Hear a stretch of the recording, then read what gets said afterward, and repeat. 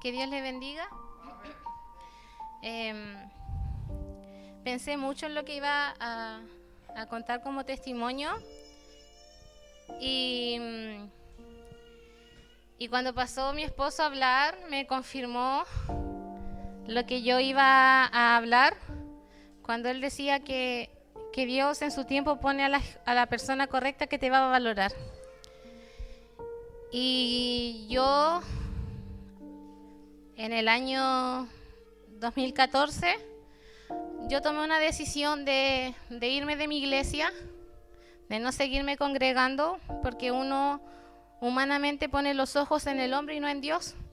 Y al poner los ojos en el hombre siempre va a haber errores.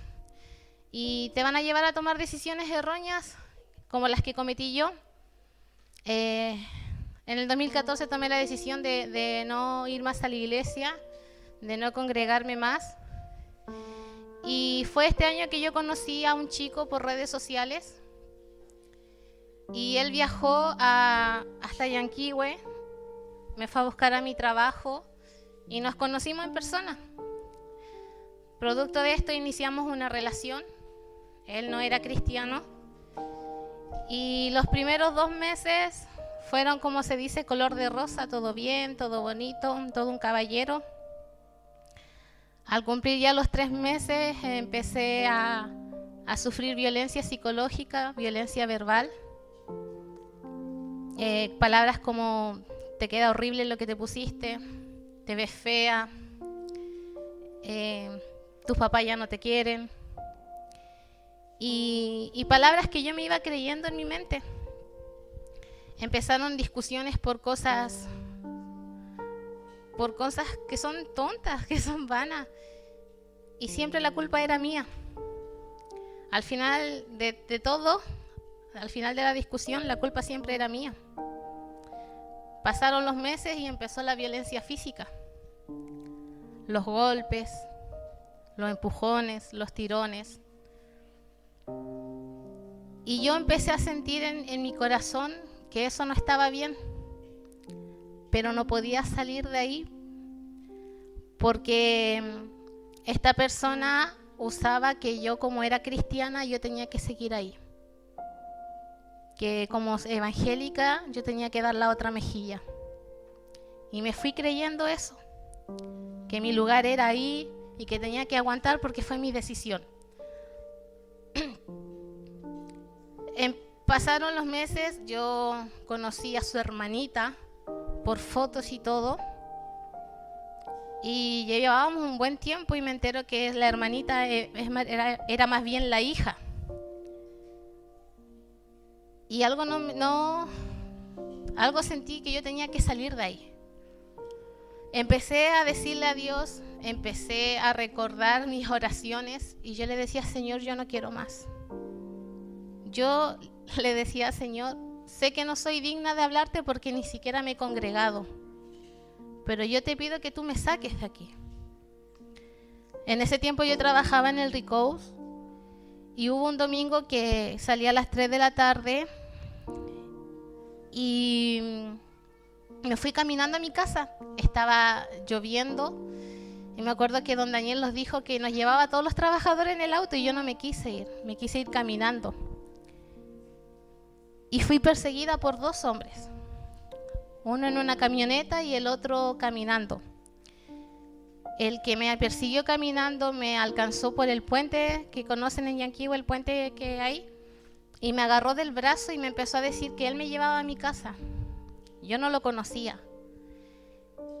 Y yo tenía un amigo que estaba en la Fuerza Aérea en ese momento y me acordaba de las conversaciones que teníamos cuando él me decía que estaba de Franco, que estaba como en su día libre, y yo del puro miedo le dije, no, es que mi pololo me está esperando ahí en la esquina.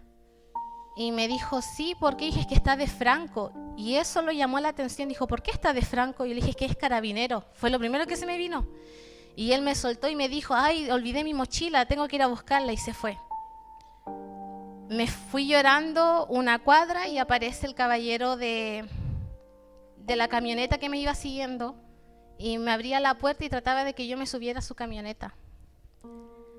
Me refugié en el segundo recou que estaba en el centro y me puse a llorar y le decía a mis colegas, me están persiguiendo, me tuvieron ahí 10 minutos. Cuando logré llegar a mi casa, mi mamá me estaba esperando y me dijo, hija, ¿vamos a la iglesia? Y como yo estaba reacia y estaba en una relación donde no podía ir a la iglesia porque si no iba a recibir, como dice el buen chileno, le dije a mi mamá, no quiero ir a la iglesia. Y en mi miedo le escribí a él y le conté lo que me había pasado y su respuesta fue, es tu culpa. Es tu culpa que te pasen estas cosas. Y yo decía, esta no es la respuesta que yo quiero. Mis papás se habían ido a la iglesia y yo estaba sola y recuerdo haberle hablado a Lorena. Era mi colega de trabajo. Y la Lorena no me respondía y yo sentía una angustia. Yo necesitaba contarle a alguien esto. A la persona que supuestamente decía amarme no le importó. Y Lorena me dice, amiga, estoy en el culto. Lo único que te puedo decir ahora es que le digas a tu mamá esto. Y mañana yo te acompaño a la comisaría. Cuando llegó mi mamá en la noche, yo le dije, mamá, tengo que contarte algo. Y le conté lo que me pasó. Y mi mamá me dijo, hija, en el horario que tú saliste, tu hermanito vino llorando a decir que teníamos que orar por tu vida, que Dios le había dicho que había que orar por ti. Yo creo que sin esa oración yo quizás todavía no estoy aquí. No sé qué me hubiese pasado. Le volví a hablar a él. Le dije, yo voy a volver a la iglesia. Y su respuesta fue, tú vuelves y vas a estar sola, porque tus papás no te quieren, nadie te quiere. Y nadie te va a querer ni se va a fijar como me fijé yo en ti. Y mi miedo estaba ahí. Yo decía, voy a ser una solterona, nadie se va a fijar en mí. Y me enteré que a la semana siguiente estaban las conferencias de los jóvenes en Calbuco. Y yo me acerqué donde mi pastor y yo le dije, pastor, yo necesito ir a esas conferencias. El pastor estaba en todo su derecho de decirme, no, porque no te has congregado, no has tenido asistencia, ¿cómo vas a ir a un evento nacional si no vienes a la iglesia? Y el pastor me dijo, solo necesitas tu estadía, hija. Y me fui a las conferencias. Durante el viaje a las conferencias recibía mensajes de insultos, menospreciándome. Y el día sábado para mí marcó mucho mi vida. No me pregunten quién predicó, no me pregunten de qué predicaron, porque no escuché nada. Mi teléfono no paraba de sonar. Veía los mensajes, veía el WhatsApp, insulto tras insulto, amenazas tras amenazas. Cuando hacen el llamado yo veo que todos estaban llorando y yo tenía rabia. Le decía, Señor, yo solo quería escuchar palabra de Dios y no pude. Y me senté frustrada y agaché mi cabeza y siento que alguien me toca por detrás. Y escucho que empezó a hablarme y me decía, basta, basta, basta. ¿Hasta cuándo recibes más golpes? ¿Hasta cuándo más te humillan? Y yo quise abrir mis ojos y miré y era el pastor Patricio hablando a mi vida. Un pastor de Valdivia que ni siquiera sabía lo que yo estaba pasando. Y me dio vergüenza porque yo escuchaba sus gritos. Él me gritaba, me retaba. Me decía, yo quiero usarte, pero tienes que sacarte esa piedra de tropiezo. Yo te escogí, pero no para esto. Y yo me puse a llorar y yo decía, ¿cómo él sabe esto? Y me dio vergüenza y yo lloraba de vergüenza porque según yo todos habían escuchado lo que él me gritaba. Él me abrazó y me dijo, hija, tienes que salir de ahí. Y me empiezo a secar las lágrimas de vergüenza pensando que todos habían escuchado, cuando siento otro abrazo y escucho, basta, sal de ahí. Y era la Lorena. Y la Lorena estaba al otro extremo de ese gimnasio. Ella no tenía por qué haber escuchado lo que dijo el pastor. Y me dijo lo mismo que me dijo el pastor. Yo te escogí, pero no para esto. Después me acercó a una de mis jóvenes avergonzada y le dije, ¿tú escuchaste lo que me gritaron? Y ella me dijo que íbamos a escuchar yo si te susurraban en tu oído. Había que estar pegado a ellos para escuchar lo que te estaban diciendo. Y yo entendí que era Dios hablándome. Terminaron las conferencias. Disfruté lo poco que quedaba de conferencias, que era el día domingo. Y al volver a casa yo le dije a mis papás, papá, yo voy a volver a la iglesia. Tomé mi celular, le escribí, recuerdo que le puse, sé feliz como voy a empezar a ser feliz yo ahora. No me hables, no me busques. Y su respuesta fue, vas a quedar sola. Nadie te va a perdonar todo lo que hiciste. Porque producto de esta relación yo le había dado la espalda a mis papás, yo no les hablaba. Y una noche le dije a Dios que yo tenía que sacarme esto.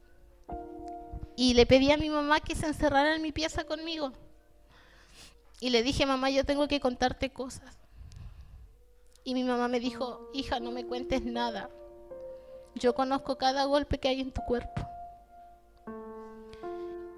Y de mis golpes, de la golpiza que yo recibía, solo sabía una persona, que era la Marcela. Y yo pensé que la Marcela había hablado con mi mamá. Y mi mamá me dice, Dios me mostró cada moretón en tu cuerpo, hija. Y yo decía, Señor, ¿por qué? ¿Por qué tuve que pasar por esto? Cuando volví a Cristo, volví a la iglesia,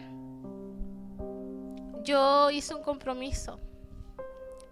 Yo me puse un anillo que simbolizaba que yo iba a esperar en el tiempo de Dios. Que yo iba a esperar todo lo que Él me quisiera dar en su tiempo. Y yo ese anillo me lo saqué el día que me puse el anillo de compromiso con mi esposo. Ese día yo me saqué ese anillo. Y entendí lo que decía Gabriel hace un momento. Dios en el momento correcto pone a la persona correcta en tu vida. Yo le dije al Señor, sana mis heridas, sáname, porque yo no quiero una relación con heridas abiertas. Pasó un año y yo conocí a Gabriel. Y siempre recuerdo a mi esposo porque yo estaba con mucho miedo de iniciar esta relación. Y Gabriel me dice, como él es, ¿qué querís, que baje Dios a decirte que estemos juntos? Y yo así como, bueno, ya será, po. Te digo que sí. Y tenía mucho miedo. Yo conocía el pasado de Gabriel y tenía miedo por la reacción de mis papás. Mi mamá me dice, o le dices tú a tu papá o se lo cuento yo.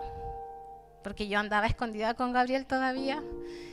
Y mi mamá se enteró, no sé cómo, pero llegó solamente a mi pieza a decirme, o le dices a tu papá tú o se lo digo yo. Cuando bajó mi papá, para los que me conocen, yo no puedo hablar con mi papá sin llorar. Yo lo miro y me pongo a llorar. Y me puse a llorar y le dije, papá, inicié una relación con un chico cristiano. Y mi papá me dice, ok, pololea, pero de la puerta para afuera, no lo quiero en la casa. A la semana después lo estaban llamando para que vaya a comer un curanto a la casa. Y yo lo veo ahora, su relación de mi esposo con mis padres, y se sientan y se ponen a tomar mate juntos y hablan de Dios. Y yo digo, era el hombre correcto. Y aquí nos ven. Qué humilde, mi amor. Ahora nos ven con un matrimonio ya de 4 años, con una hija que ya va a cumplir 3, con un ministerio que está iniciando. Y yo doy gloria a Dios por eso.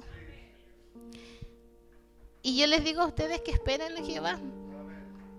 En Eclesiastés 3:1 dice, todo tiene su tiempo y todo lo que se quiere debajo del cielo tiene su hora. Yo me apresuré y tomé decisiones equivocadas y tuve que sufrir las consecuencias. Y a ti te digo que esperes en Jehová. Dios te tiene al hombre y a la mujer preparada para tu vida, esa persona que te va a potenciar, que te va a levantar, que te va a decir palabras bellas. Aun cuando estés todo desordenado, chascón o chascón, aún así te va a decir que eres hermosa. Por eso esperen en Jehová como esperé yo. Y yo agradezco a Dios, porque a pesar, y lo he dicho muchas veces, a pesar que en su momento no quería escuchar a Lorena porque me predicaba todos los días me ponía el hijo pródigo, creo que se llama, de Isacán, todos los días. Era Dios usándola a ella para que yo llegara a Cristo de nuevo. Por eso cuando tengan a alguien catete aconsejándolo, recíbanlo, porque es Dios. Dios hablando. Dios quiere lo mejor para ti. Dios quería lo mejor para mí. Y ahora que lo estoy viviendo, yo los motivo a que esperen en Dios. Oren y piden dirección. Dios les bendiga.